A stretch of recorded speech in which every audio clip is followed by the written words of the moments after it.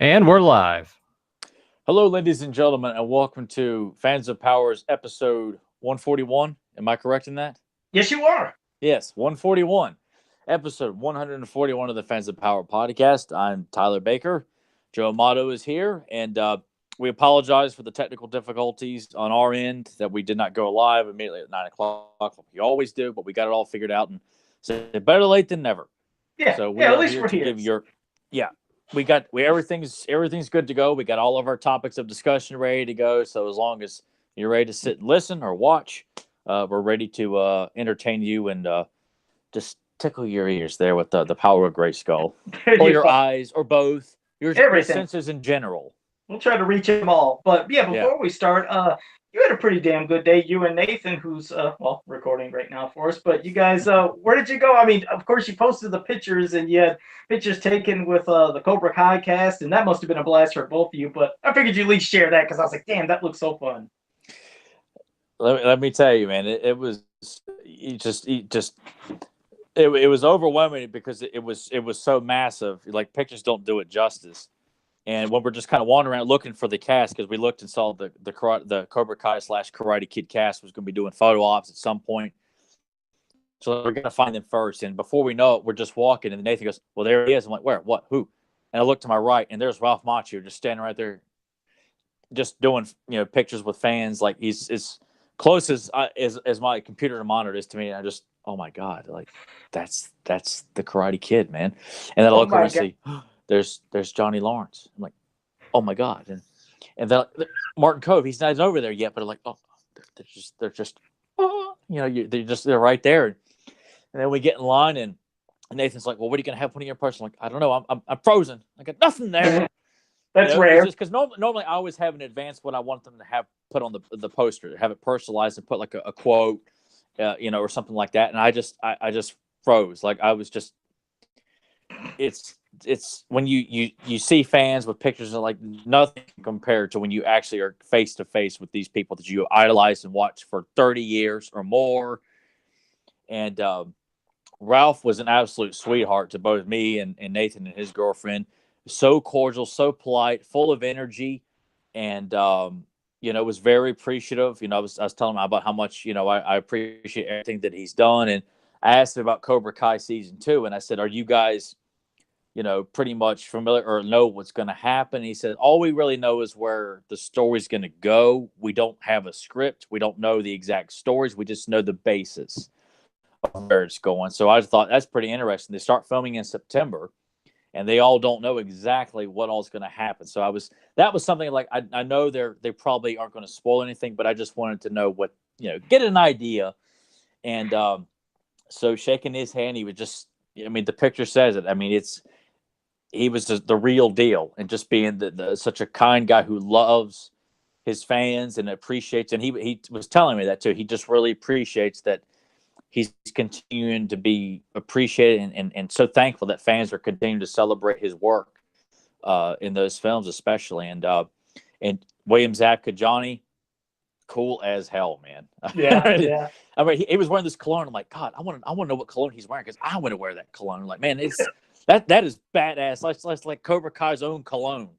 That just said badass because he's just like that's a man smell. He Just as long as he you were was sniffing, I'm like, what kind no, of no, clothes no, you no, wearing? God, no, no, no, no. But that was one of those things I told Nathan is like, I want to know what cologne he was wearing, man, because that was some awesome smelling cologne, man. Like that'll pick up the chicks, There you go. because all girls want to date a Cobra Kai, and and I was just telling him just how much I absolutely loved Cobra Kai and how great he was, and he was very thankful about that. And I had him write, he pretty much Daniel and or not Daniel, Ralph and William kind of wrote their own quotes, which was great. Johnny or William put "No Mercy," Ralph put "Wax On," and just super nice. Like, oh man! And then Martin came back to his, Kreese came back to his table when we were finishing up. I'm like, "There's no one in line." I'm like, "There's John Kreese, baddest man on the planet, right there." And I just walk up and say hello to him and tell him I want to get a picture and an autograph with him. And I asked him about his behind the scenes story of how he got cast, where he was told to wait around for a full week before he could actually meet with it. And I always thought it was a fascinating story because he talks about how pissed off he was. So I asked him if he could elaborate on that whole casting situation where he was told he had the part, but had to wait a full week before he could actually sit down with the director. And said he went in, pointed his finger at John Avildsen, and said, "You're an asshole," and just saying it and telling the casting director, "She's an asshole," and telling Jerry Weintraub, the producer, "You're an asshole," and said they just loved everything that he brought when he came after he told them that and gave him his, his portrayal as Kreese.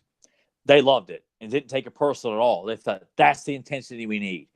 And so that's how and he said that before in other interviews, but I thought that's a fascinating story. And I had a bunch of stuff I wanted to ask William and Ralph, but you got people lined up. Oh, kind of hesitant to, because I wanted to ask Ralph about the sequels because people don't talk about the sequels that much. I wanted to ask John or William about working with Pat Johnson and the whole training routine. But if I ever get a chance to meet him again, I will gladly go get their autograph again and ask him about that. And then when I was talking with Martin, and he was just going on about it. He seemed pretty interested in talking to me about it.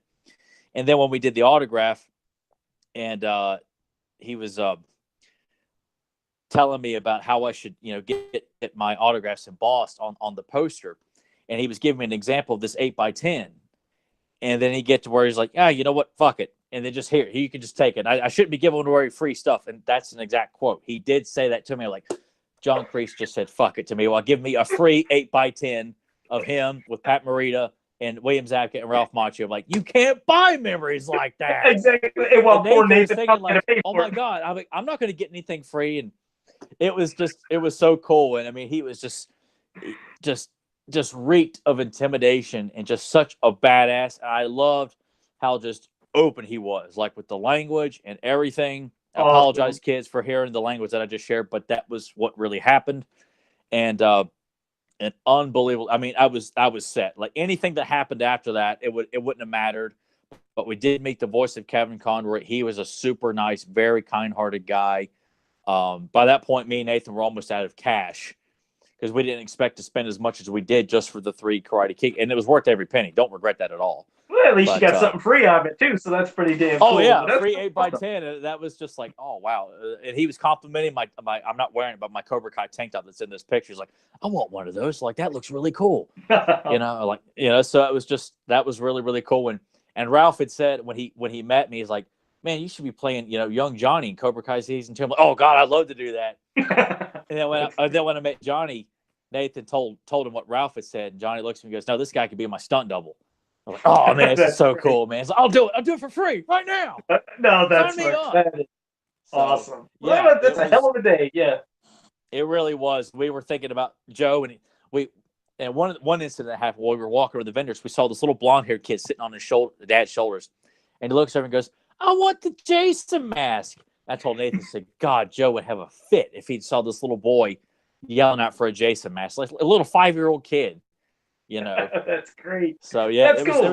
Good costumes there, a lot of good people. I saw Lou Ferrigno and came this close to stopping and talking to him about pumping iron and working on King of Queens and everything. And I didn't have much money left. And by the time we got to the other end of the convention, we just decided to go ahead and go. So I intend to confront Lou Ferrigno the next time we go, or next convention or something like that. But Karate Kid was just a mind-blowing experience. I'm very thankful. I wish Joe could have been there because Joe needs to experience some of this stuff for himself. So I hate that Joe wasn't there, but me and Nathan had the time of our lives meeting those guys, because you spend years and years pondering what it would be like to meet any of these people. So to have that experience and for them to be as cordial and polite, and Martin Cove to say, fuck it, and give you a free 8x10. Right. Yeah, you definitely can't buy memories. So cool, some memories you can't buy. They just happen like that. So yeah, that's awesome, man. Yeah. So I'm glad you had a great time. First, now I wanted to say hello to everybody in the chat room. We got Grimbot here. We got Zentron. We got JD Gibson. We got Adam Gabbert. We got Brad Collins. Doug Turner said, dang it. We got Justin Hune. And I think I said Brad Collins already there. Zen Brown in there. We got Zen Brown too. So, all right, just wanted to acknowledge all you guys. Thank you for joining us and switching over to, finding the link and everything. But no, I had to let Tyler at least tell the story because that's great. And I know he just got back just recently. So Yeah, he might be a little exhausted. Maybe not. Maybe he's running on fumes. It Super was. excited. I decided to go for a quick workout as soon as we got back because I'm like, I'm going to go work out and listen to Cobra Kai's soundtrack while I work out because I'm on this high of like Karate Kid and Cobra Kai. And Yeah, I I would can't be. wait to have time to sit down and rewatch Cobra Kai for the fourth time all the way through. There you So, go. but yeah, I didn't expect Joe to want to know all about it because I figured, we'll just dig No, right in. But like I yeah, said, wanted to know. Yeah, I had to know a little bit about that, and I figured everybody else would like to hear that too, because I'm sure we got a lot of Karate Kid and Cobra Kai fans probably in the chat room. So I thought they'd like to experience that. It's something we usually don't do on Fans of Power. It's something we usually would say for Beyond Retro, but I was like, it's still cool enough. That can make it here. That had to make it. So if anybody gets an opportunity, if we had to drive about 3.5 hours to get to this convention today, so it's not like it was a hop, skip, and a jump, and it was well worth getting the drive and the crowd. It was pretty crowded for a Sunday, so if you get an opportunity, they're a little ways away from you, make the trip. At least treat yourself to the experience because it's well worth driving almost 4 hours to see those guys sure. and driving 4 hours straight back. We weren't there, right? We spent more time driving than we did at the actual convention. Wow, So wow. yeah, But at least you got the amazing experience. But all right, well, I was going to say, before we got into some of our topics, or get into some of our topics, I don't think there was any topical stuff when it comes to Masters, Princess Power, New Adventures. I mean, can you think of I was anything? given one topical thing by John Atkin today, and I told him I would share it on the podcast. He sent me a link for the gentleman who was the original He-Man for Filmation, Larry Apelia. Apelia, I believe is how you pronounce his last name. Yeah, I think Opelia. Yeah. Yeah, Apelia has got a GoFundMe going right now to avoid being homeless, and they're trying to raise $3,000 for him. And the description says, "I'm 60 years old now. I have debilitating injuries and just want to live the rest of my life in peace and remain in my home and be with my children and grandchildren. God bless you all. He-Man, thank you." So if anybody is interested in donating to this GoFundMe, I'll share it on my Facebook and tag Joe and John and a few other particulars individuals to help get the word out so they can try and reach the goal of $3,000. They're about $2,000 or close. Well, they got 1,900 raised right now. They're trying to get 3,000 to help this man out. So if you don't know who we're talking about, I was going to say if I can show that right there visually, the guy who portrayed He-Man for Filmation so they could do the rotoscope animation. This is the gentleman we're talking about that is facing this very unfortunate ordeal in his life. So if you would like to donate, I will share that GoFundMe on my Facebook and tag Joe in it, pass the word along. I'm sure any donation would help out this gentleman who helped pave the way for the He-Man that we all know and love to this day. Okay. All right. Yeah, I know. Yeah, I know he was. I don't know if you want to consider maybe one of the first people that went out doing like cosplaying or promoting for the stuff too, because like there was like him. I don't know who played Skeletor. I know there was an Evelyn and Tila, but I know there's a lot of images you can find of them doing, that kind of promotional stuff. Yeah. Yeah, I can't remember where all the links are, but I know we did that. And also, I just did want to say also too, Delva78 just joined us, so thank you for joining us as well. But yeah, so there, you said that. And as for anything topical that I can think of, I haven't seen much. The only thing, it's nothing amazing, but like a lot of people have been getting the 2-packs of He-Man and Skeletor for Super Sentinel Special 2-packs. Yes. And some people, unfortunately, have had broken legs like right out of the box. And Really? I don't know if that's... Yeah, and it shocked me because what they used for this style, as you notice, it's not the rubber band effect of the original type of figures before. You know how Flying Fist, He-Man, and Terraclaw Skeletor, they started getting those, posable ones. I mean, it was like on a joint, if you know what I mean. Yes. If you do. Do you know? Okay. Well, I know when the 3 Terrors came out along with that possessed Skeletor, they had rubber bands, but these other figures, the Filmation, He-Man, Skeletor, Hordak, and She-Ra that are in 5.5-inch style, they're doing that swivel thing. But a lot of people were getting them broken. I was like, man, I don't know if that was just bad shipping and stuff was shaking, or I'd hope it wouldn't be a sign of the plastic because it's scary. But some people have been getting that. They've been mentioning it, and then some people said just, they wanted to say what happened with their figures. Not that I'm saying they're all exploding, because there's people that have plenty of them that work and are fine, but Yeah, I just heard some people say, well, maybe you should heat it up or something. I was like, you know what? I never liked the thought of I have to heat up my figures. Like when I was playing with those back in the day, the vintage figures, never had to heat up Terraclaw, Skeletor's legs, or Flying Fist He-Man. Hell, I still got them now. I could throw them against the wall and the legs wouldn't break. It's just some stuff like that scares me, the thought of what could have caused that. But I don't know. Yeah, I don't know. I'm sure. Yeah. Go ahead. I'm not. It's I think we've all dealt with. I mean, I've dealt with some issues with the classic figures with Roboto cracking, the goddess figures pelvises just breaks suddenly. But I'm like it happens. And I don't like it, but Yeah, because it could be shipping. Because believe it or I'm, not, I'm not saying that people should have to settle for broken product, no, and I'm no. sure the more people let Super Seven know about it, They'll replace hopefully them. That's what they said too. I believe yeah. that some people were contacting Super Seven. They said they'd replace them. Like, Anthony Lombardi just joined us in the chat room as well. Thank you for joining us. And he said his toys broke because the shipping container was shaky or so. Oh wait, I think he was mocking me. Maybe he was mocking me. I thought he said that. I don't know. Okay. Okay, but no, you're right. I mean, either way, they're going to replace them. So if they're broke, they'll replace them. And if maybe there was a plastic that just wasn't working for them, I'm sure that if they hear things from customers, they'll probably try to see what they can do about maybe in the future moving forward if there's a different type of plastic. I don't know. I don't know how that stuff works because well, I don't work in the behind the scenes. Just like please, people, try your best to be cool and patient about it. Cussing Brian or anybody that works there when you're reporting this is not going to help it. It's frustrating. I know we all pay money that we work hard for, and you don't want this, but just take comfort that if they're going to be replaced, they're doing well by us. So try to be as cool and calm headed as possible when you report this stuff, because it's a good thing they're still doing this for us. So if we want their respect for us as customers and fans, then we need to respect them as well. Just let them know. Don't hesitate to let these guys know, because we need to make sure that these problems are addressed. But just make sure you leave out choice words or any kind of it seems like aggression or most people threats. have been.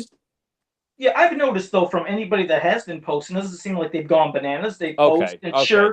And sure, some have of course seemed upset, but they've all messaged that hey, they sent a message to Super Seven and Super Seven reciprocated and let him know like Cullen Culp, he had an issue with his. He sent the message, he got a message back. They said they tried to replace him, they just gotta have to wait to get him back in.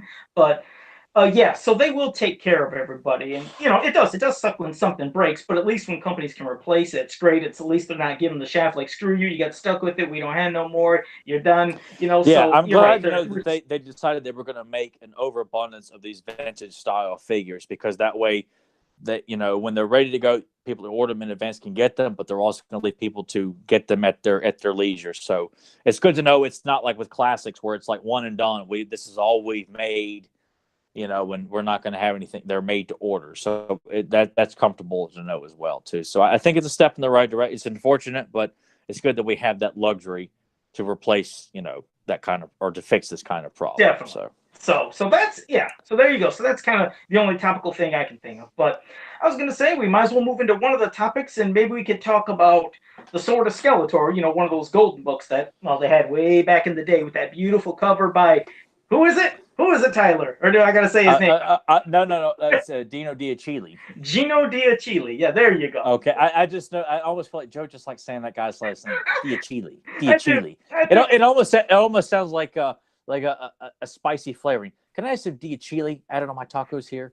Or add some Diachili to my calzone there. Diachili.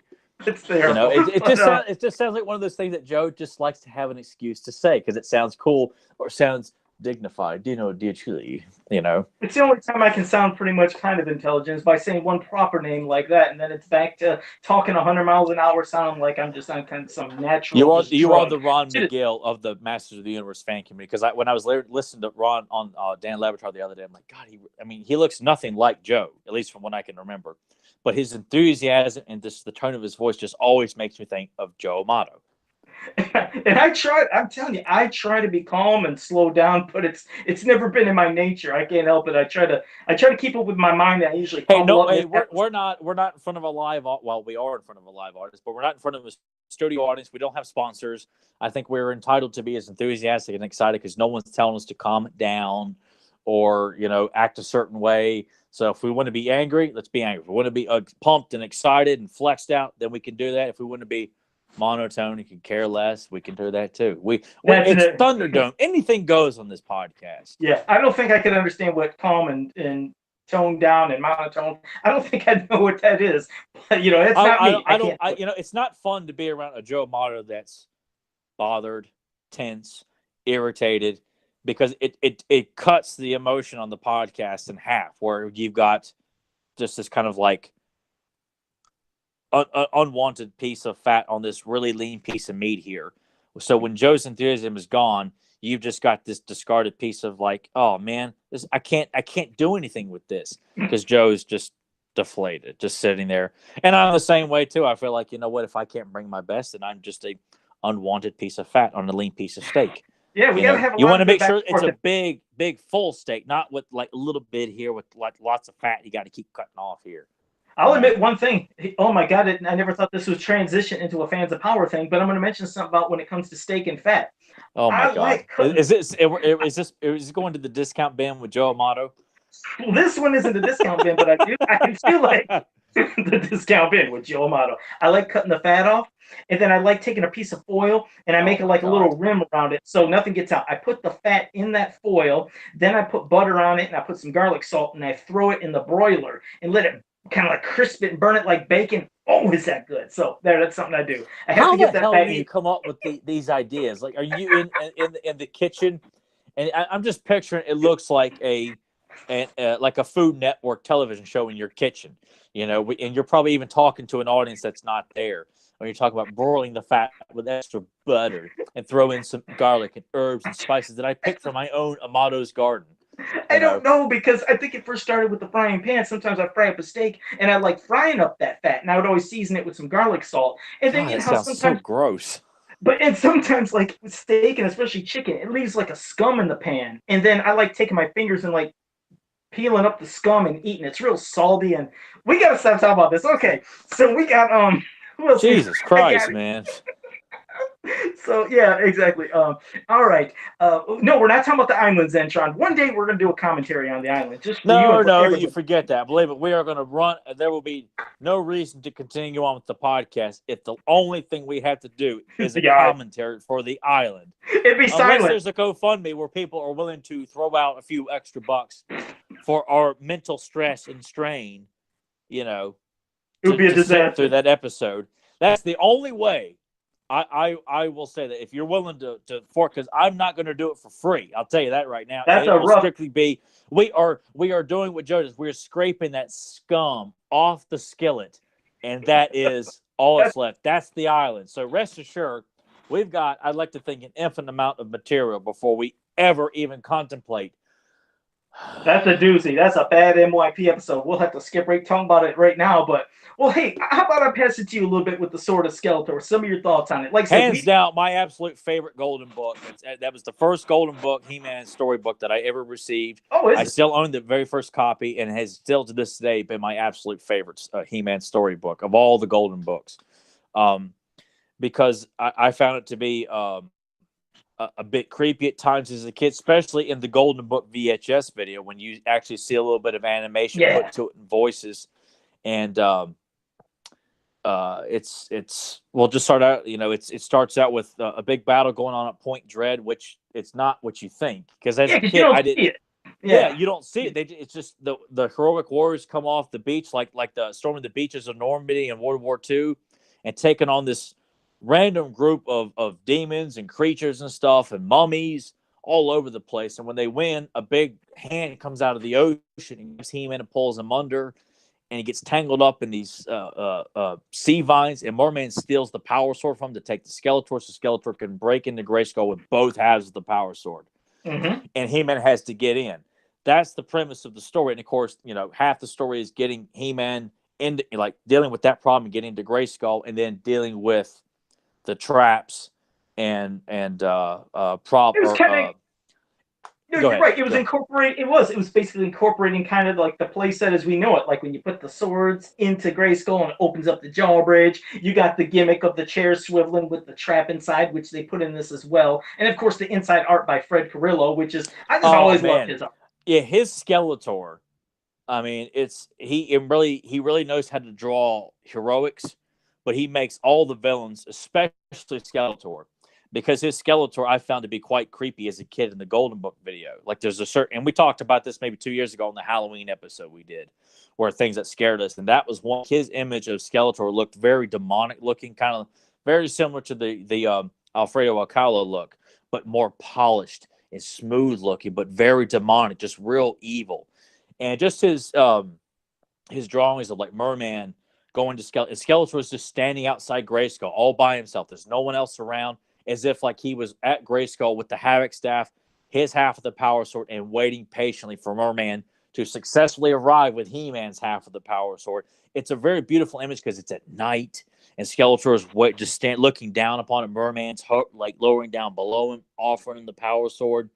It just really builds up that level of villainy just in that image, because you know the image I'm talking about where Merman's crouched down. Oh, I know exactly what you mean, because it's a beautiful image. Like if you again, if there was someone who had the balls to sit there and say they're actually going to do a live action He-Man movie and want to know information, show them that image of just one of many necessities. Like visually, this is what you need to be going for your portrayal of Skeletor and how he treats his evil warriors. Like he trusts them, but he also looks down upon them once he's achieved his ultimate goal. And yeah, because it shows how he doesn't really care. Like Merman has brought this sword, Skeletor is pleased, and now he dismisses them like, you have served your purpose, be gone. It's like, wow, Merman went through all that effort. He used his powers, because that's how I see it, as Merman using the powers to channel the ocean into a hand to grab He-Man and yank him down and then trap him within the vines. It's like I'm envisioning that as being Merman's powers of the sea. It's like Merman goes through all this effort to capture He-Man, get the sword himself, bring it to Skeletor so he can join it with his half. And Skeletor basically says, yes, now, like I'm the one that has this. You served your purpose and like be gone. It's like, well, damn. So it's like no joking, no fun stuff. It's like, get out of my sight. I have it and I'm going to rule and get the secrets within Castle Grayskull now. It's like, that's pretty hardcore. It is, and I found it to be like quite unnerving as a kid watching He-Man trapped in those vines. Like, and while Merman takes the Power Sword, and just watching He-Man struggle underneath water. Like you said, you read the book, and then you watch the VHS tape, and it's just think He-Man's down there struggling with these vines, trying to hold his breath, and breaks free and realizes we've got to get to Grayskull. I love that image of Merman stealing the Power Sword. I had Axel. One of the drawings I had him do was an homage to that, except using a megalodon shark with mechanical parts, like how the prehistoric dinosaurs had mechanical parts. I said, I want to use that as an homage and have, heroes struggling with this shark instead of with the vines, and have Merman stealing the Power Sword in the water too. Like, I just thought it was such a powerful image that Fred did. Like, I want to do an homage for that. And I remember sending that to Axel. Like, this is what I'm kind of going for, was that struggle underneath water. Because it was just when you see a hero like He-Man struggle like that, because being trapped underneath water, I can't think of anything much more scary other than being burned alive or eaten alive, and being trapped and fighting for every last breath to break free, and watching this guy take off with the most powerful weapon ever created. It just as a kid, like, God, man, how's He-Man going to get out of this? So it's very powerful imagery. And once He-Man gets into the castle, thanks to Zodak, which as a kid, that was the only time I ever saw Zodak until I saw him in the Filmation cartoon when I was in high school. I had no idea if Zodak was a good guy or a bad guy, because his portrayal clearly is a good guy. But it was confusing to me. Like, it just didn't come off to me as an immediate good guy, at least as a child. I get it now, but one of those few appearances for Zodak, which were very few and far between. Yeah, because besides what in his DC, the comics, that's the only time you've seen him were the early DC comics, like the 3-part, the Superman one, those things. You didn't get much of them, but I like how they called him a wizard. He wasn't like called a cosmic forcer or anything. They referred to him as a wizard and using magic, because he instantly, bam, appears in front of He-Man, because, well, Skeletor used the halves of the Power Swords to get inside, and that's the only way you can get in. So when Skeletor got in, the jaw bridge is closed. And when Man-at-Arms, Teela, and He-Man get there, they have no way to get in. And bam, they talk about how the wizard, Zodak, appeared, and he's, floating in the air. He has his gun that we know of. Yeah. And then he uses his magic to transport He-Man into Castle Grayskull. It's like, well, damn, that was cool. So it's like, well, something else can get him in there, but it's Zodak because again, it's all about that balance. Because he said Skeletor is basically turning the balance, to evil. Like it's being unbalanced Yeah. and swaying more towards evil. So He-Man has to get in there, and of course, now stop Skeletor because Skeletor wants to get into, I believe, the Vault of Knowledge, which is I don't know if that's been referenced many other places except this one because I Yeah, thought that. it kind of comes off, but it's a buyable. Like you could buy that aspect because it's a fortress of mystery and power. I like to think that there's more to Grayskull than just a random room. Like this, it's probably got vaults and various rooms of various knowledge and powers of all. Almost like the Infinity Gauntlet. Like it has like so many things that we don't know. So to say there's a vault of knowledge in it, yes, I absolutely buy that. There's just more to it than just ultimate power, but knowledge. And you could knowledge of a wide variety of things that Skeletor is aware of how this happens, or if you do this, you'll have Again, the power of magic this. abilities, artifacts, Yeah, it had everything in there. And that's why it was mysterious, is as it's opening, all you're seeing is this light and this shiny light coming. But of course, He-Man has to stop that. When Skeletor knows that he has to stop He-Man, Skeletor grabs his half of the power sword and it splits them again. yeah. He-Man gets his, it closes. And of course, then Skeletor uses the magic from his sword to boom, get out of Castle Grayskull. But it's like it's mysterious. It's like that thing, like, oh god, are we gonna see what's in there? Are we gonna see what's in there? Nope, it closes. So it leaves it open to the mystery of what And I is in the like vault. that. And that's the way I would prefer. I don't want anybody to try and explain away a lot of that stuff. I mean, I like the fact that information you get like a multitude of different thoughts and ideas of what the sorceress is guarded. But before the sorceress idea is ever introduced, and we're given this fortress, you don't know what all's in there. I like knowing that it's a vault of knowledge, but you don't know what's in there, and I would rather never know and just constantly keep up the mystery of Grayskull because that's what it should be. And that's the way it was intended. And now, however, if our good buddy Mark Taylor has an idea of what all is in Grayskull, then I welcome anything that man can Yeah. contribute because I want to see what it was intended to be. And I'm quite sure that when him and his lovely wife Rebecca put out those wonderful stories and thoughts, I'm sure we'll get a good idea of what he intended for Grayskull to be. So, if he has ideas, please throw them out. I will buy everything that man has to sell. Yeah, we'll have to get in touch with them again and see how things are coming along. So yeah, Yeah, we because need an update on that book. I know Axel's done the cover artwork and stuff like that. So we need an update. So Rebecca, Mark, if you guys are listening, please give us an update. We'll bring it back on. We just want to hear an update on how this wonderful project is going. Yeah, it'll be nice because I'm definitely going to be one wanting to buy that as well. But I also want to say one other thing is, well, first, hello to JSP in the chat room. But there's always kind of cool things that it's like they're so subtle, and it's not that you really think about it, but you sometimes looking like, hey, that was different. Like you said, right when it starts off at the beginning. At first, of course, He-Man is calling them all Masters of the Universe. He is using that term, but in the background, like you said, coming from the water, you see all like these warships, and they're not super detailed. They're just in the background, and you see like silhouettes of people. And then coming to the foreground of that, that's when you see Tila on the battle ram, He-Man on Battle Cat, and of course, Man at Arms flying the Wind Raider. But I always kind of remember as a kid, I was like, okay, was there maybe a ship that was in a different perspective that brought him there? Because I used to think, how the hell was Battle Cat running on water? How was Tila riding on water? But I figured, well, maybe that warship got close to a land to where it was like, they could step in the water but not drown. You know what I mean? Like it could Yeah, I mean be that's what I something. feel like. It's almost like the attack on the beaches of Normandy, where all the troops are coming off these ships. It opens up and they come flying out. But hell, it just looks so dramatic to have He-Man on Battle Cat. Stomp. I mean, for all we know, it obviously looks like they came through like a big, great body of water, but it may have just been a giant river. We don't know, but it clearly looks like it's an ocean. But you know what? It looked so badass to see all of them charging through the ocean to come on the shores to attack um, this group, which I always assumed was probably associated with Skeletor.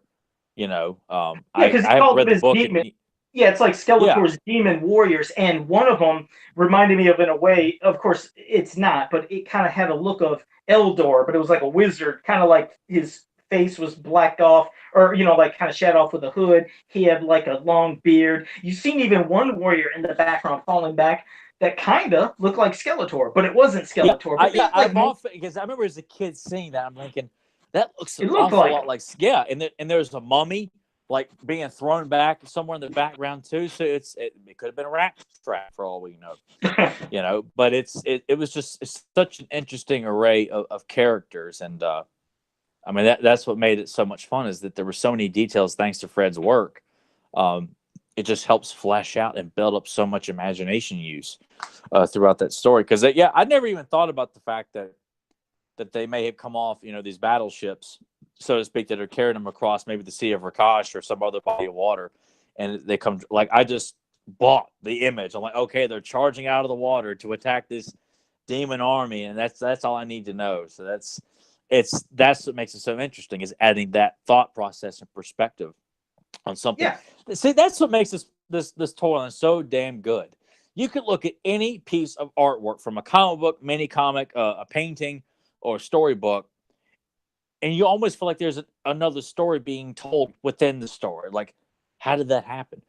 How did they get to this point so they can start this story or start this battle? Like, it's just that's one of those things that people just don't seem to really grasp with He-Man. You know, that there's so much more to it. It's not just a by the number story with cliche characters or something. Because believe me, there is nothing cliche about this property. I'll tell you that right now. I just feel like casual fans aren't looking deep enough. And you know, I'm glad to see Joe have that kind of thought about just the opening alone. Get your mind that gets the juices flowing. You know, it's just like, oh man, you start wondering about this, I'm wondering about that. You know, Yeah, and who are all these various demon characters on the beach? I mean, you almost feel like that could be a figure. I'd like to have a figure of that.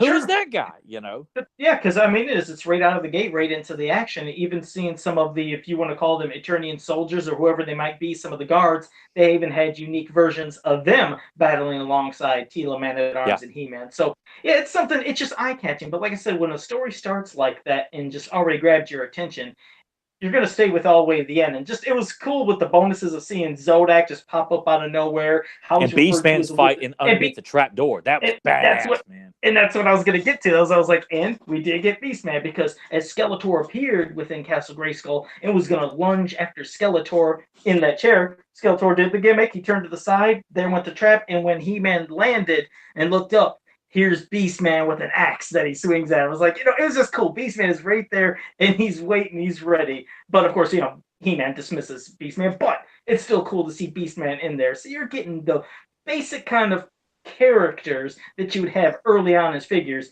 popping up in the book. And it's good. It was a good story. It was a fun story. If you Yeah. haven't read The Sword of Skeletor, I mean, again, you could find that probably you can find it on the org to read. You can buy these on eBay for probably a good cheap price. But yeah, you got to get it. And plus, just to have that damn cool art. I mean, Jesus, to have that art, I love it. I love it. It's probably reflecting Plus, right and it's now. on YouTube. If you don't want to buy it, watch it on YouTube for free. You can watch the Golden Book VHS. It's God, I think the whole thing is 15 minutes for all 4 stories to be Oh, told. It's extremely short. and to let everybody know, it's like there's two ways of this. There's the way that I experienced first, which was having this and then having the record book. I mean, because you know how there are record books as well. Yeah. So you could listen to it and read in one type of voice, but then also the way Tyler said he remembers seeing it for the first time, VHS, where they had a different set of voices and you could kind of watch it with like a little extra stuff. So there's different ways you can listen to it and hear it. So I guess it's whatever preference. Not that there's really a preference, but it's like you said, when you heard some of the voices from the record books, you thought, it doesn't really sound like He-Man and Skeletor. But of course, I think that it was out before Filmation. But then when Filmation came out and they released it on VHS, you said the voices seemed a little more Filmation. Well, because I saw the cartoon first. I got that book, and then I was given that VHS tape for my 4th birthday.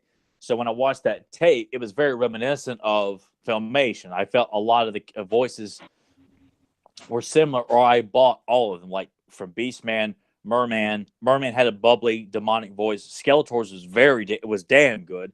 So was He-Man's, Tila, Man-at-Arms, Trapjaw, Stratos, Orko. All the voices were done very well throughout all 4 stories that are on that VHS tape that are available on YouTube. So, I still to this day the best Golden Book story that's ever been done. That goes for all the hardcover books, all the soft cover books, any other books on tape, like Sword of Skeletor is by far the best of the best. I can't stress that enough. The cover alone is that should win you over enough. But you get inside and see the kick-ass story. It's undeniably the best of all those stories. It really is. It is. It's a great story. I mean, like you said, you're getting action to the whole thing. You're getting a great story. You're getting great art. It's not like anything is cringeworthy. Thinking, "Oh God, I really can't look at this as I read the story," or "Hey man, this story sucks, but it's great art." It's like you're getting everything. Cool ass cover by one artist, interior art from a different artist, and a good story. And also the cool other addition to the VHS tapes. This is not like it's anything earth shattering, but it's kind of cool. The intro. The intro is nice, but it's what I told everybody when I watched the tape for the first time. I was like, wait a second.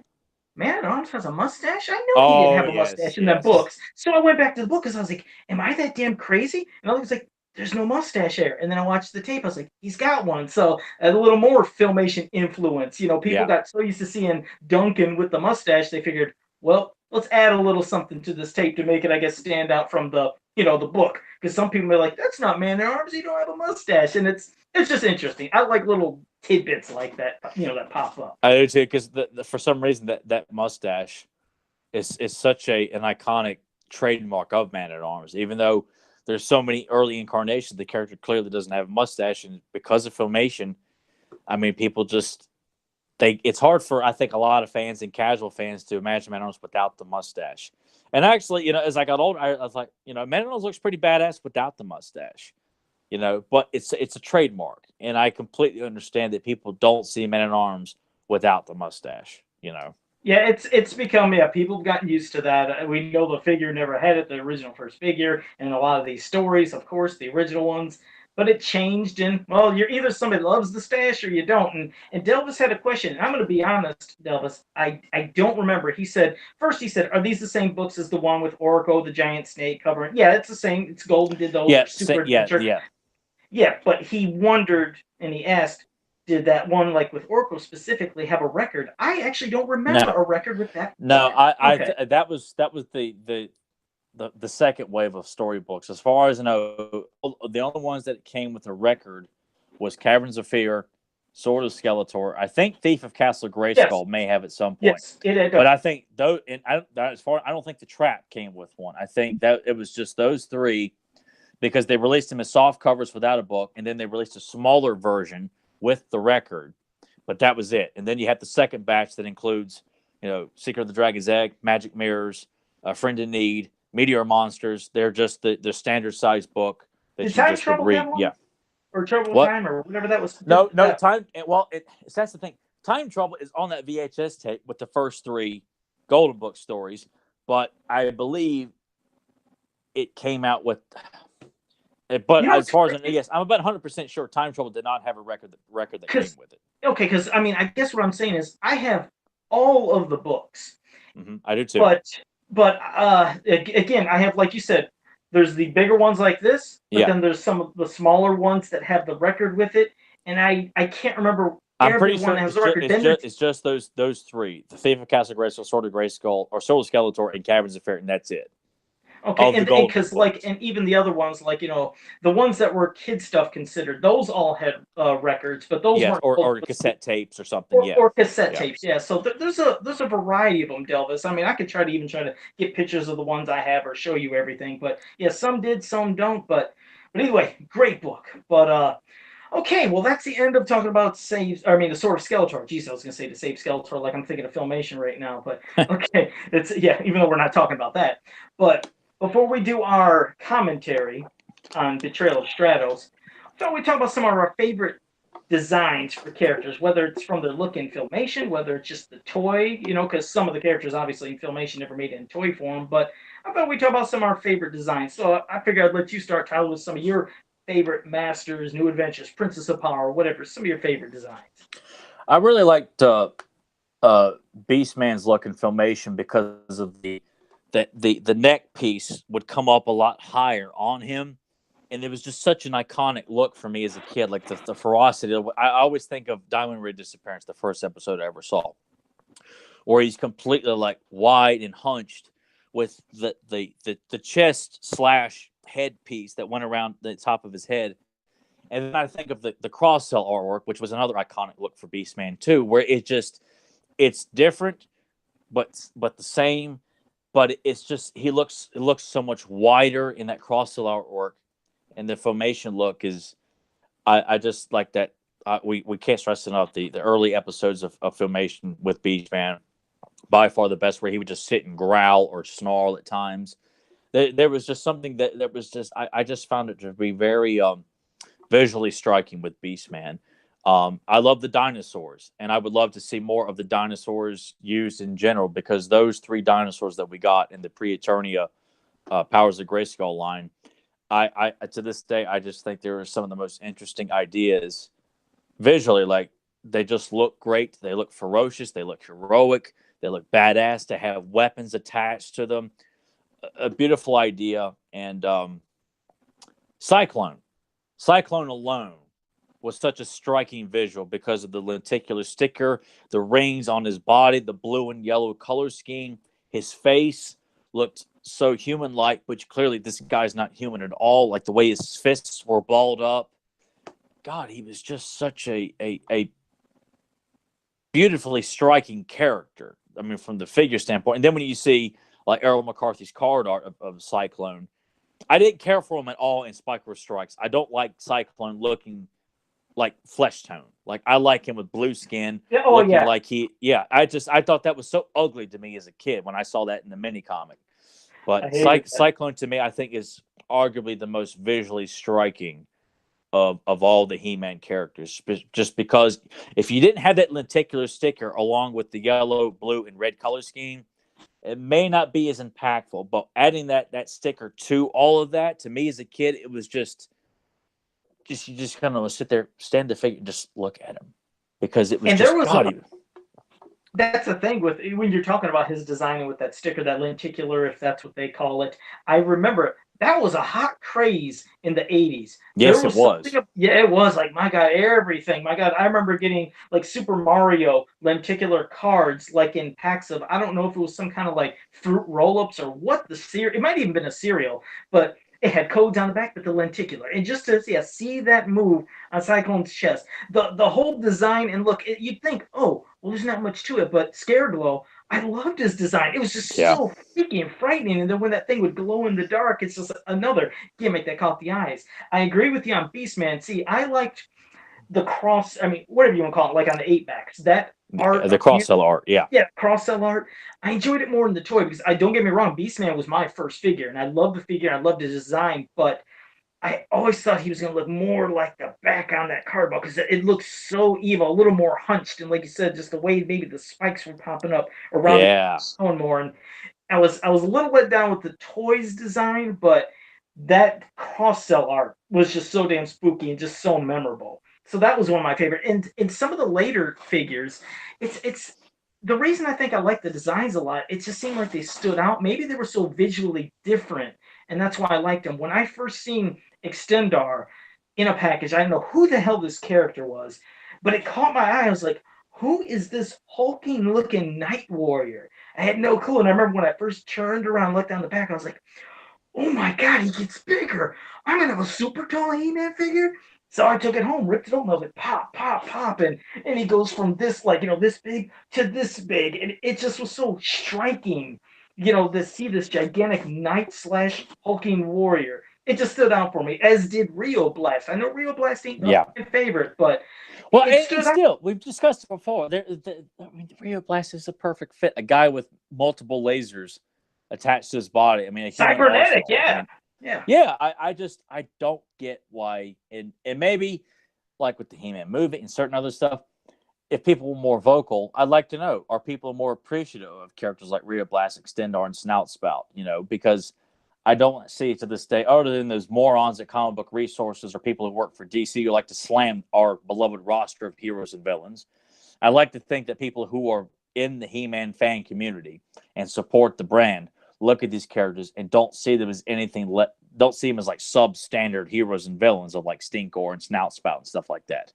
Because I feel like there's room to love every single character, and that they all have legitimacy in the ranks of heroes and villains. Like there is no weak link in the entire roster of He-Man heroes and villains. There isn't. Yeah, I never once, when I would look at any of these characters as a kid, thought this person doesn't belong, because it's a world of fantasy and magic and technology, and it's like whatever they were showing, it's like I was buying. They were getting cool stories to him, for him too, and just to see. I never looked at Rio Blast and thought he's a lawman that looks like he's from Earth. I was like, I never got that vibe. I was like, this is a I didn't either. cybernetic warrior. It's like this guy's kicking ass. When this pops over his head and the guns come here and the guns on his chest and his legs, I was like, holy Jesus. It was, to me, one of the coolest designs. At least for me, I thought he was one of the coolest looking characters. And even his art, like that they showed for, like, when he's standing there, you see all the blasting, and that's the stuff like that kind of art. It popped, it caught my eye. I know that he didn't get any appearance in Filmation. I know we have Colonel Blast, which you could kind of say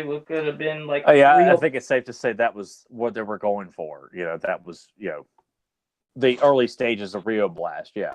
Yeah, but again, he fit. He was perfect. Some of the evil warriors, I mean, not like some of the bad guys. Like when it came to Hordak, you'd think that such as a toy, a simple design, but I can't explain why. Again, this just the black armor, the red kind of ribs, the red horde bat, this just weird kind of face that you couldn't even describe. It's like bone. Like the figure is like all bone. Like it just looks like his face is just made up of bone, and then he's got the bone headpiece around his neck. Yeah, and like the red teeth. It stood out. Yeah, he was a spooky ass looking character. He really was, and that's the magic of how important it was for these guys. And I know for all it was just a job, but you know what? They didn't release a single character that looked unintimidating, unimposing. Everybody looked like they could kick your ass. Males, females, everybody looked like the entire roster is just nothing but the quintessential alpha male ass kickers of the universe.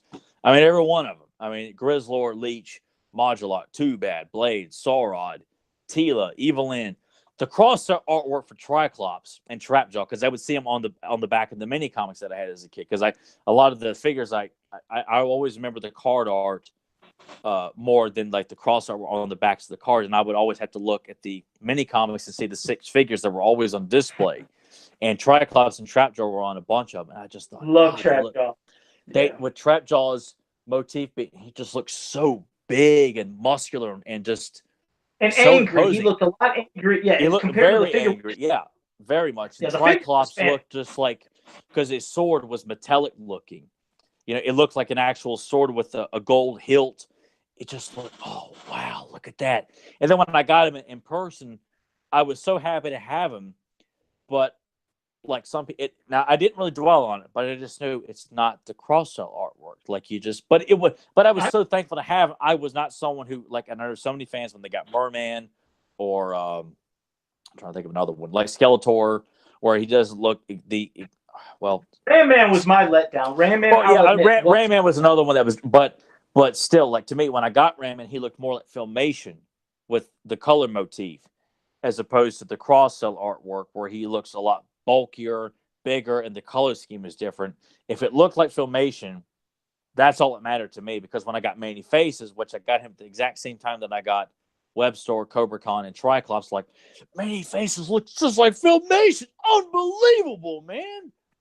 All three the color scheme, it was, oh man. Oh, it was.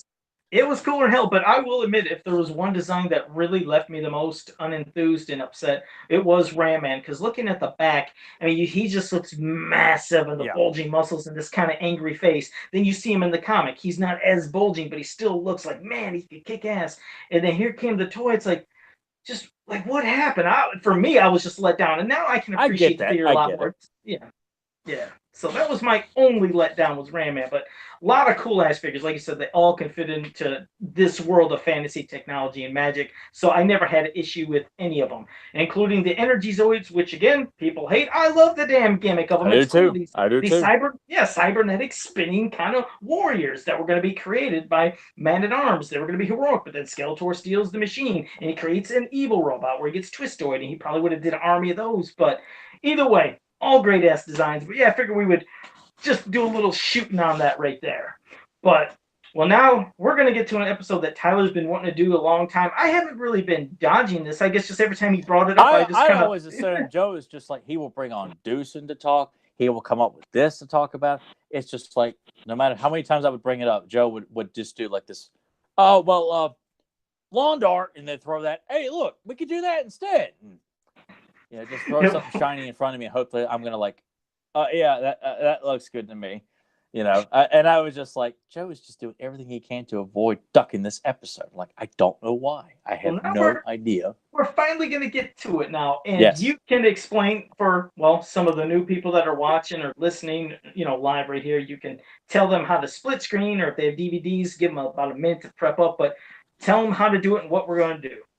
Yeah, Betrayal of Stratos from season 2. It's available on YouTube right now. If you want to just pop up another screen and watch it on YouTube, of course on DVD or whatever. I'm watching from an old iTunes purchase I made. I don't think the episodes are available on iTunes to buy right now due to Classic Media's issues, I guess. But it is on YouTube. You can go to the official He-Man YouTube channel and find it on James's channel, James E Talk. But I think you can still YouTube search. You should be able to find it right now. So I'm going to count down from 3, and when I say play, we will all play together. 3, 2, 1, play. Oh, great. I got a slight delay. There we go. Bing. That's okay. It'll be off like maybe by a second. Yeah, and I'm not definitely going to nitpick in this. I'll be giving my kind of questions and observations on certain things that I always used to wonder, even, again, as a kid, as there's certain things I want to ask about maybe Stratos in general, but that's when we get to that part. It's a good episode, but there'll be a couple things, of course, I'll have to question because, that's what I do. Oh, yeah, because Joe is here to bust my balls about an episode that I always love. So, granted that when Joe picks an, of course, you know what? It's not in my heart to tear apart something from me because I'm always going to support it no matter what. See, Joe just has that black heart about him. It's not going to be like how I picked on Evelyn's plot where I was like, yeah, just fly the basher right there into the widgets. I won't do that, but just a couple. Go ahead. I'm just saying, like, no moral standards at all. Like, there's just no level that Joe won't stoop to try and bring me down. Of course, he's always successful or unsuccessful. Excuse me. But yes, you do your best because to me, it's the quintessential Stratos episode. It's the quintessential Whiplash episode, and I just think it's a heavily underrated episode. It deserves a stronger rating from James E. Talk. I demand a reprint or a retraction in his book for the score for this story. So what was the score? What did he give it? It was like 6 or 5 out of 10. I'm like, no. It may be even less than that. I think it was less than that. I was gonna say, here's pretty Hawk. damn high. Okay. Here's Hawk's first appearance in the series, which I always love her voice because Linda Gary's villain is. It reminded me of Elmora. It reminded me of like Elmora or something, the voice in a way, or I think I can't remember. It was something so raspy and kind of scary. She almost seemed like she was frightening to me when I heard her voice.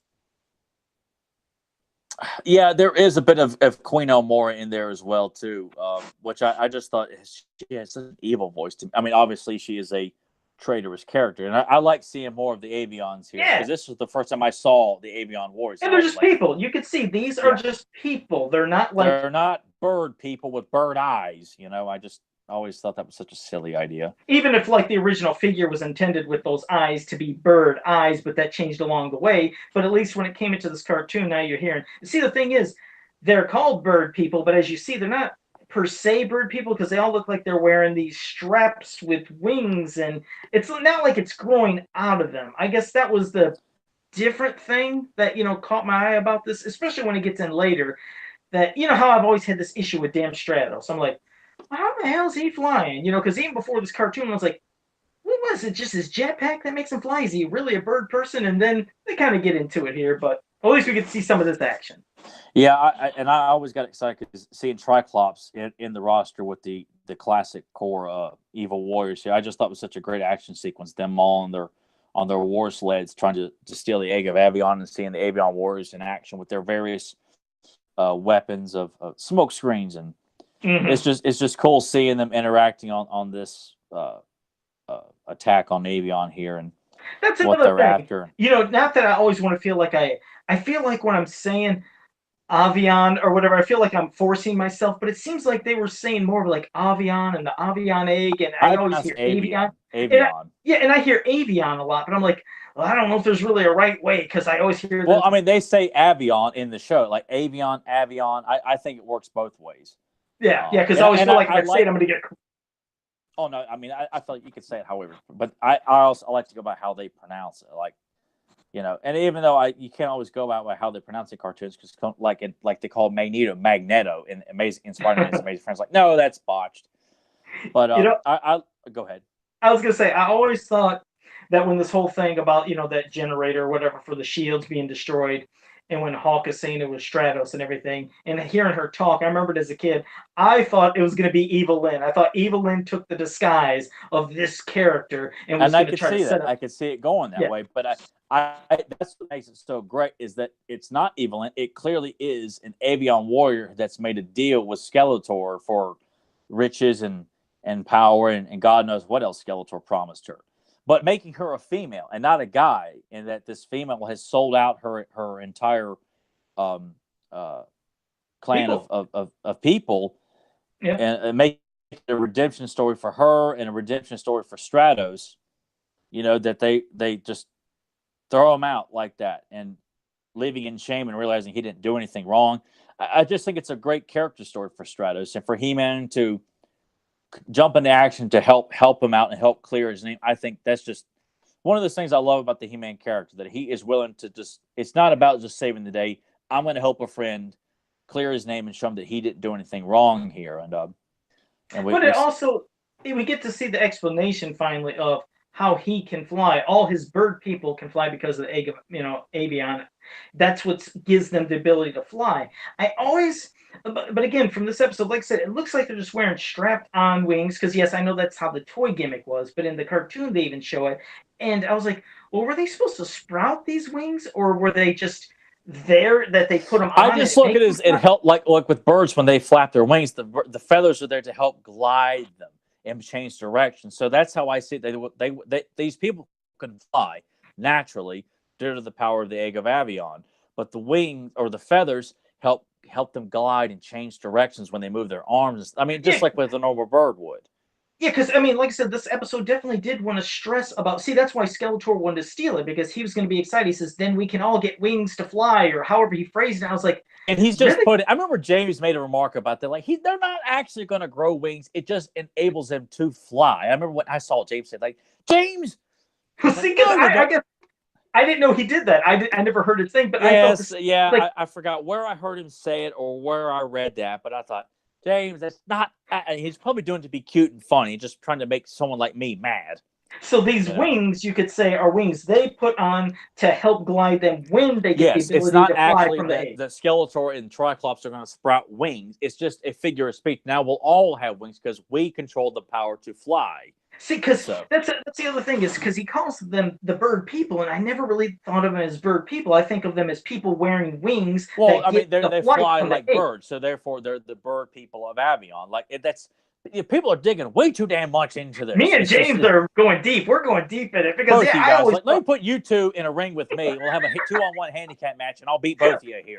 because I was really hoping that you could see wings kind of pop out of them and it No, could no, make sense. no, no, But no. We don't need to see that. That's not necessary. You're digging too damn much into this. me and James are going way too deep into this stuff. But yeah, it that had me perplexed. But as you see, if Stratos and any of them, if they're away from that egg too long, they're going to lose their ability to fly. So they need the egg to be able to fly. Otherwise, they lose their ability.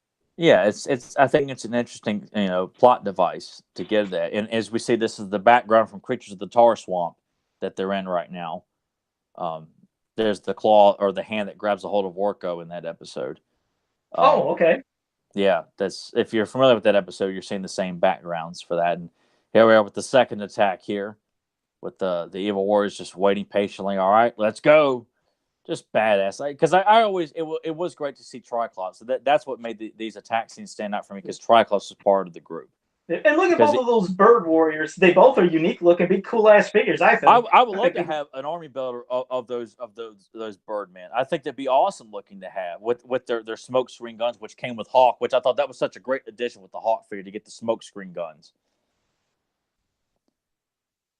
It would. It'd work perfect. And plus, I think they even have, it looks like you could probably have the Prince Adam vest used for the top part of the Yeah, outfit. At least it looks like. So it's something they could probably do. Like I said, different heads. There's different heads you use for, of course, we have two heads for the girl anyway, for Delora, for Hulk. But, but they also showed one female in the background earlier. It looked like she didn't even have hair. Just the helmet, no hair, but yeah, obviously, slim, yeah. slimmed There's up some with female body. blonde hair. There's one right there with black hair, as we're seeing, and here with Stratos and I just like this, like a simple team up story of He-Man and Stratos and Orko, and I like how Orko is portrayed in this. This is where I got confused a while back when we were having our big debate on how you pronounce Krull or spell his name. Yeah, But I that's was always thinking James was saying Orko was portrayed as very childlike, and I'm like, the hell he is. He's portrayed very well in this episode, and he was thinking about Daimar the Demon.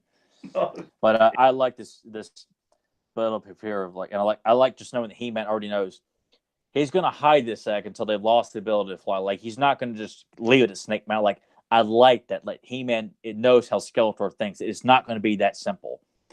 And getting this. And to me, this was the first episode I saw Whiplash in. So to me, this was and still is, even though technically it's not, it's Joe's favorite episode to save Skeletor. But to me, this will always be Whiplash's first appearance in my eyes because it was such a great introduction to me. I was bummed that he wasn't actually alongside Skeletor in this episode, but that he is working with Skeletor and resides in the Demon Zone and working with the King of Demons, Krull, which is a character I would love to see utilized a lot more. It was a throwaway character, but very interesting in its design, in its purpose, and his voice was so demonic from Alan Oppenheimer. And it definitely made this place, like you said, where Whiplash, does that sound like a frightening area you would not want to go to? You're afraid all these demons would be released. I mean, it sounds like an absolutely scary place, especially how you have to get into it and worrying about, are these demons going to escape once we open and go down there? Yeah, they made it, kind of a frightening episode in a way too. Yeah, and the music playing, just kind of building up the tension of like it's not just you just get it, like you have to hold the door open, then it's going to close. Like, it's that strong. Like, it's like whoever built the doorway clearly built it with the intention, like, we cannot allow these demons to get out. And then, as you see, whatever resides in the demon zone, which is just fun to think about, only allows them to open the doors twice each year. It's like, that's a story in itself too, and I would love to know more about that. But it's just an interesting, means of storytelling, just building up the tension of what they're dealing with, that you can't just so easily get out of there. And I always liked, anytime I heard of a different place, I always wanted to see these monsters, not just hear them. I wanted to see them. Here we are, Whiplash on his knees talking to this demon around this fire. Oh, yeah, badass, man. Hey, look, it's Daimar. That's Daimar the Demon right there, isn't it? Isn't it Daimar? Yeah. Mm-hmm. There you go. Are you trying to be cute or something? No, I'm saying that's Daimar. Yes, Daimar. It is the same model sheet as Daimar. Yes, it is. Yeah, except like for this, you're seeing eyes instead of, Daimar just had those glowing white or yellow eyes or what. Yeah, this clearly looks like Satan, and I like the fact that they're showing the Orko's out there too. So we're giving something to Orko to do while all this is going on too, and the malice in John Irwin's voice playing Whiplash, like, God, he just sounds so awesome in this episode. Like, Whiplash has played for laughs in a lot of episodes, but God, he's so malicious in this episode. I always wanted to see more of him, especially when it was in a frightening way. But Whiplash, I remember, like you said, when I first seen him, I kind of freaked out because I love the figure. It's like we were talking about character designs earlier. Maybe the character itself of the figure, I didn't flip over as much as all the others. I loved it, don't get me wrong, but when I seen him in the cartoon finally, I remember I lost it. I was like, oh my God, I was pumped. I just, because when I it came on a tape with 4 other episodes. So it was 5 episodes, and this was the first of 5. And the summary does not mention Whiplash at all. So when he shows up, or they mention he's in, that the eggs in with Skeletor's ally Whiplash, like, Whiplash, it just, you couldn't believe it. It was just so amazing to see Whiplash show up. And seeing this snake chase with Orko, I thought was kind of frightening as a kid because snakes are scary. And you know what pissed me off? Like I always did. I just always got upset because I'm like, Orko, you can fly hundreds of feet in the air. Why would you fly? And now you get to the edge and it's like you fall off a branch. Shut up, Joe. He did. Take your Orko logic used. and shove it up your ass. You're not. He's You're like, not going to ruin this for me. no. He's like, no logic's allowed here. But I'm not kidding. Anytime I seen Orko to where it looked like he was gonna fall, it drove me nuts when I was a kid. I'm not kidding. I was like, you can fly, damn it, fly up in the air. But there, I just I didn't would see think that too, but I'm just like it doesn't. It doesn't. I don't focus too much on that because I'm not Amato, who's I picture little Joe is always trying to find it. False. plot holes in everything in life, no matter what it was. He's trying to find the plot hole. Oh, I find it in real life when I watch a bird fly in front of my car. I'm like, you can fly hundreds, thousands of feet in the air. Why would Yeah, you where's fly in your front of my logic car? there? But it happened, didn't it, in real life? It did, and it pisses me off because I always say, "What the hell is that bird doing?" But there, with this snake, it's not obviously what I'm gonna say, but it reminded me of that damn coily snake in the Cubert video game. When I seen him kind of coil and do that stuff, I always think of Cubert when I seen this snake. It still is kind of scary, but it's not super intimidating. It's almost like a smilish face, like it's Well, frightening, but I not mean, you enough don't to want be. to make it because this is for kids, so you almost feel like they can't make everything look so evil and demonic. You gotta have to make things certain because they got with Kroll, King of Yeah, Demons, looks like the devil. Make the yeah. snake a little bit less threatening. Like clearly, it's a snake, you're scared of it, but it doesn't have to look like something from the movie Anaconda. Right, not too frightening. And then plus you got Whiplash kicking some butt there. So yeah, Yeah, and he's free himself. So and it's just always fun to see the evil warriors at certain times. Like they don't run from the idea of fighting He-Man. Like they just jump. Right, I mean, some introductions they leap at the opportunity to take on He-Man physically. So it's cool to see Whiplash not being afraid to take on He-Man. Like you display him very prominently, very strong, very alpha. I mean, He-Man's going to win, but you want to know that these guys they look forward to fighting He-Man. Like when they're given that opportunity, they want to feel like this is their day to stomp He-Man into the ground. And I always love that approach with the villains. yeah. And there they go. The friend they made earlier by feeding them all those big ass. Yeah, the Karak, which is the row from Valley of Power, but I always saw it as the Karak first, and that's what it'll always be to me. That loves to have fruit of some kind. Yep, just And swallowing the whole thing. Don't even get to chase or chew it up and get a good taste. yep, But he's just that gobbles. hungry. And as Yeah, we see Hawk here, maybe one of Whiplash's pets. I love how she says pets. and I I can't also do it like thought, Lenny Garrett does, but she says it so crazy.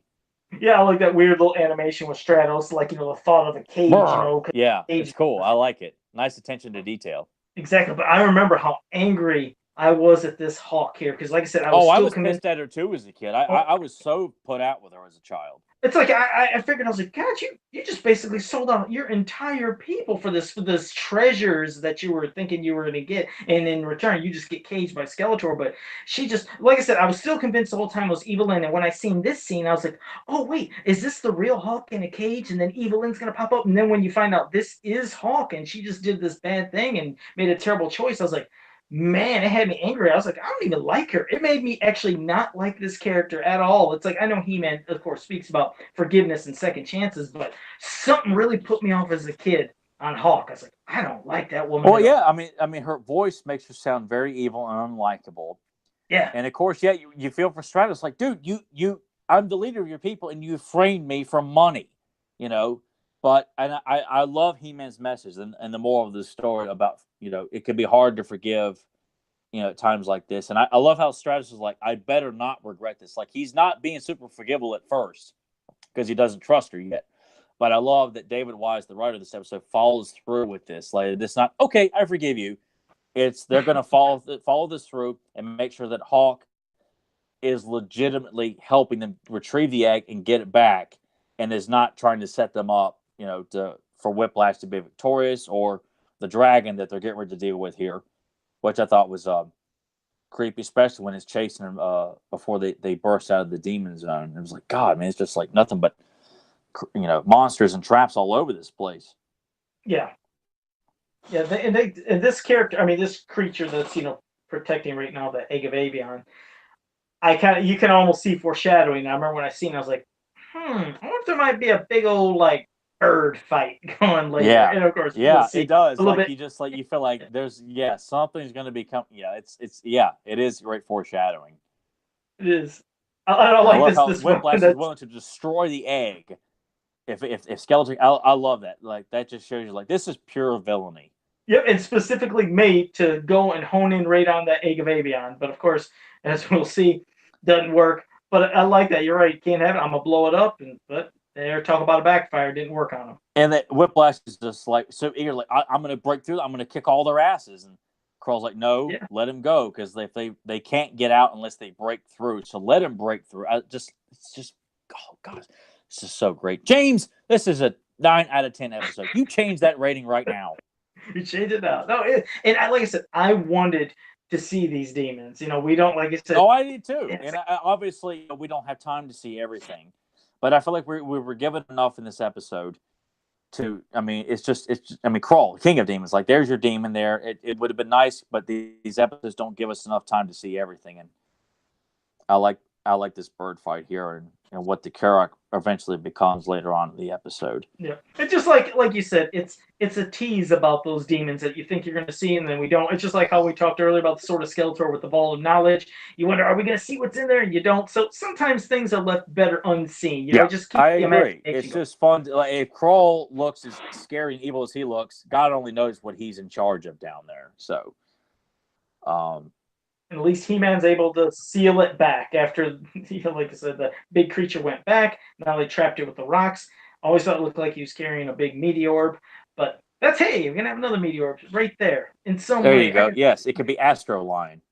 Yeah. I guess you're right. It could. But here you go. You get to see all these different kinds of bird people again. Of different faces, different hairstyles, different bodies. I mean, those are great army builders. It's like they're sitting on a little bit of a gold mine for people that want They more. really are. I mean, with the different women, and I love seeing the Karak being the caretaker for the egg of Avion. Like I just think I love that. Like it's just great. I think it's great storytelling, and it's just I love how this story wraps up. You know, just emphasizing what a good guy He-Man is. And this is one of my favorite morals of the entire series. Because we've all dealt with this, and I just think it's good writing. John Irwin's delivery is so sincere and stressing that, you know, we know it's hard to forgive, but everyone deserves a second chance. It's just really good storytelling. It really was. No, I mean, it was a great message. You know, a good moral. Like they had plenty of morals, but this one really stood out. And it was like I told you. As much as I understand what he was saying, for the cartoon, I was like, I still can't forgive her. But I know what they mean. That's for in real life. But in this, clearly, I mean, a crime like that, you know, yes.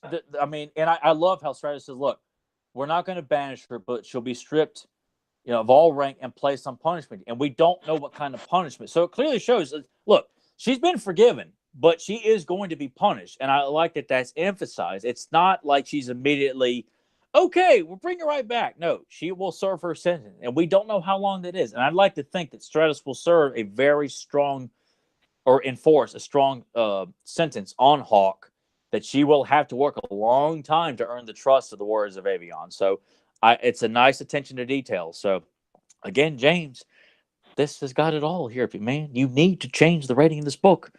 You know, you need to offer that way. Well, just make a public statement and say that you were wrong. I was right, and it's a 9 out of 10. Have to whisper in his ear or whisper in Grimbot's ear. Yeah, Deucin, you need to get with me on this here too, man. We need your input on this. What's your rating? I want to see his. Yeah, you give us your rating too. I'd be curious to see what Deucin, what he has to say his rating out of 10 would be. But before we do wrap this up, again, any of you guys in the chat room, if you had any questions you want to ask us, whether it's from comics, cartoons, mini comics, anything, toys, go ahead, pop it here. We'll do it before we wrap it up. But I also did want to say again, thank you everybody that joined us and switched over right here, right now, because you know, like we said, we had to hop from one to another. So I'm glad you joined us in the stream. And also, make sure you subscribe at the bottom here. Make sure you hit that bell because that bell will give you updates to when we go live anytime we go. So hit the bell, subscribe, like, share, so you don't miss anything from us. But okay, well let me see if there's any questions. We'll go right to Zentron. Zentron has this movie quote. I've waited all my life to say this. We come in peace. Wait, I do know that. Oh god damn it! You know. Oh, and I know Tyler knows immediately. I'm gonna say Mars Attacks. Zentron. I'm gonna feel like a failure, and I'm gonna pass it to Tyler. Tyler, what is it? I'm thinking, I don't know right off, but I'm thinking Mars Attacks. Oh, we'll see if he pops up because Zentron, I do not know, so we're gonna have to see the answer from you. He's saying Mars Attacks, and wow, that's one movie I don't know if I've ever watched. Oh, of course you haven't, but you've seen Rawhide Rex plenty of times. Yeah, same Rawhead Rex, but Mars Attacks, I don't think we've. Grimbot said Galaxy Quest, so we're gonna see what Zentron. Oh damn it! Zentron, I want to choke you. I love that movie, Explorers. That is a good ass movie. I've never seen that. He's constantly Yeah. throwing movies I've never seen. So out of all things, I figured that'd been one it's he's throwing up Mel Brooks movies I've never seen or other movies. I'm like, you're not on my level here, people. You need to be throwing movies at me. That's the whole point of throwing out movie quotes. I'm expecting people to have seen these movies, so he's not playing by the rules. He's like, but you can't pick that one. But I do remember Explorers. I love that damn movie. That is a great movie. I like to see the kids when they built the thing and it went around the dome, went around that old carnival ride, like one of those spinning things, and then they're able to go to outer space into a ship. And it was a good movie. But okay, well, thank you for that, Zentron. You stumped all of us, but damn it, I do remember the movie now. All right, let's see. Adam Gabbert said, Joe, when Tyler mentioned about, he wanted me to mention, I did make a custom figure of Larry Opelia for Adam Gabbert because Adam really, he loves, the look that he did of being like He-Man. And so he said, could you make a figure of that? And I did. And it was fun to work on, Adam. So I'm glad you enjoyed that. And that was a fun figure to make. Delvis said, can I ask about Tyler's favorite custom figure, Joe? Well, Delvis, if you want to ask what Tyler might want in the future, go ahead. You can type that down there. He's got something he's leading up to there, Tyler. But okay, let's see. Let me see. Well, no other questions at this time, but I'll wait to see if what Delvis wants to ask you. You go ahead and ask it, Delvis, and you can pop it up. And while you're typing, I'll hit it with Tyler if there's anything you want to recommend or let people to know about. I recommend the GoFundMe for let's make sure I say for Larry Opelia. Like I said, I'll share that. Check out Kevin Sharp's artwork. Check out Axel Jimenez's artwork. Go to He-Man.org. John Atkins' site, He-Man World. And his Facebook page, which is all he does a Facebook page for everything regarding the live action Master of the Universe movie. So if you love that, it's just flooded with info and posts about that as well. Joe Amato's Customs. If you like Joe and I's discussions on this, we do Beyond Retro, which we discuss 80s and 90s movies, TV shows, cartoon series, video games, stuff like that. And we do Capes and Commentaries, which are mini commentaries on episodes of superheroes from Batman, the anime series, Batman Beyond, G.I. Joe, Spider-Man, X-Men. We plan on doing it all. So if you enjoy that, you can hear our voices at least 3 times a week. So we've got a lot of content built up. So if you like Fans of Power, we think you'll like our other shows as well too. So those are all available on YouTube, iTunes under Pop Culture Network, as well as on Podbean. So just do a search for Beyond Retro or Pop Culture Network or on Podbean, and you'll be able to find all 3 shows on there as well. Excellent. So thank you for sharing all of that. Now, Delvis did want to say, he's like, does Tyler have any Joe Amato customs or any favorites? Because he did ask, he's like, Joe, I've seen that, a lot of people have your customs. Does Tyler have one? I was like, you could probably ask him that question, but he's probably going to chew me out because of that. But no, Tyler doesn't have one. But no. Tyler, well, go ahead. You can at least maybe explain about a custom idea. Yeah, I wanted him to do the version of Hero that Axel has done for me in so many illustrations. And when I told Joe was like, I can do it for you. I'm like, okay, let's do it. And he's like, oh, well, I didn't really expect you to actually want me to do it here. So I'm just going to keep dodging it like I did Betrayal of Stratos and a bunch of other things. So I will. That's something, because someone did do an actual custom figure of that version of Hero that Axel has done years ago, and it looked quite good. I was very impressed with it. But I'd also still like to see Joe take a crack at it with the HR amalgam logo that Axel designed, the shoulder armor, Because it's you the as boots. hero, basically. It's you as hero. That's what fans don't know. It's you. Yeah, I don't do it as an ego thing. I just thought it would look kind of cool because I'm like, hero hasn't really been done frequently, and I remember when I said when Axel designed him initially, I was like, could you give him like because he designed it completely different. I said, could you give him like blonde hair or something? He goes, do you want him to look like you? I'm like, yeah, that'd be kind of cool, man. So Yeah, there you go. go. It was just I just like I said before, I didn't want to tell people that it's supposed to be me because I didn't want people to think I have some sort of I'm an egomaniacal fan or something. I And just there's thought nothing wrong with that. There's plenty of people that like to see themselves as a certain hero, a version. yeah, So and that's what it was. But I felt like when people don't know who I am, I can get away with sharing the artwork of like, this is Axel's interpretation of the Son of He-Man, like in a much more serious tone, and with a shorter hairdo, and that was it's a cool. yeah, It's a and cool that concept. it's a cool concept, and Axel seems to enjoy drawing those adventures for me, and I still to this day would love to have Joe take a crack at designing the armor, the head sculpt, using the Alcala sword and the flying fish shield. But Joe just seems to be ducking me like a bum who ducks a loan shark. Just constantly got excuses. And I'm sending guys to break his thumbs, and they don't want to break his thumbs, and they're making me look bad. Right. Like Gazzo in the Rocky films. I was gonna say, but I will. Yeah, I that's will what I get. was referencing Gazzo. Like, so long, meat bag. I should have broke your thumbs. Yeah. So I will get to something though, but eventually I will get yours. But he said, was there one of mine that maybe was your favorite? See, because I usually don't. I like Joe's Yes Man that he did for Silverhawks. I thought that's one that really because his work, and I would still love to see him do Mumbo Jumbo, Molecular, Windhammer, Poker Face. But his Quicksilver and especially his Yes Man, I thought was some of the best work I've ever seen Joe do. Joe's done some kick-ass work, but that Yes Man, I'm like, God, I mean, because Yes Man never got an action figure, and it looked like it popped right off the Ruby Spears cartoon series, and I was very, very impressed with that Yes Man. So, no, I want Joe to do more Silverhawks. I want to see Poker Face. I want to see Molecular, Mumbo Jumbo done by Joe. So, people need to fork over the money and get him to do that, so that way I can see it. So you can see it. Yeah, I mean, whatever way, I'm sure somebody might ask because yeah, he was a commission. And you're right, they never had a vintage Yes Man. I put him on the vintage Silverhawks card back. I sealed them, but everything on him, everything. Rankin I and Bass, sculpted. not Ruby Spears. Rankin and Bass. Damn it.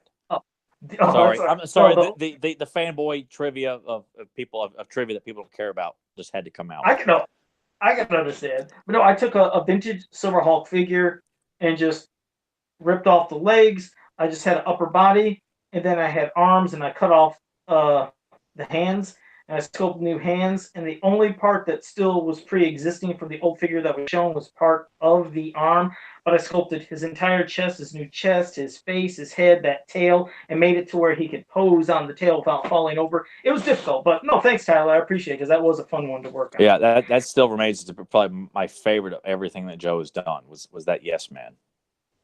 Yeah, I no. Again, I appreciate it because that's I didn't even think that would come out of your mouth, but I did love working on that one. It was unique. It was unique. Yeah, but it kicked ass. Yeah, thank you. Thanks again. Well, I was gonna say before I wrap it up, Brad Counts had one question. He said, "Would we ever be willing to do a tour of our collection rooms in an upcoming episode?" Yeah, I'd do that one time. I'm sure you would. We could just get the cameras, go live. Yeah, I mean, I don't have everything here, but I keep my more prominent items are on display. So yeah, we can do that at some point. Yeah, sure. No, it will. It'll be fun. So no, thanks for that, Brad. We'll definitely both do it. So. All right, well, it was great having all you here in the chat room. Hope you enjoyed it like, every week. And remember to subscribe, ring the bell so you can always be notified when we're coming on, just in case there'd be a change from here to there. You're always going to get notified when we're on. So, well, it was great, guys. So until next time, have a powerful day. You cheat, Dr. Jones. You cheat. Oh, that's easy. That's the Temple of Doom. See, I was going to say, don't tell me that you're like, oh, where's the Lost Ark? No. I like that. So that was definitely a good one. All right, cool. We'll see you guys next week. Later.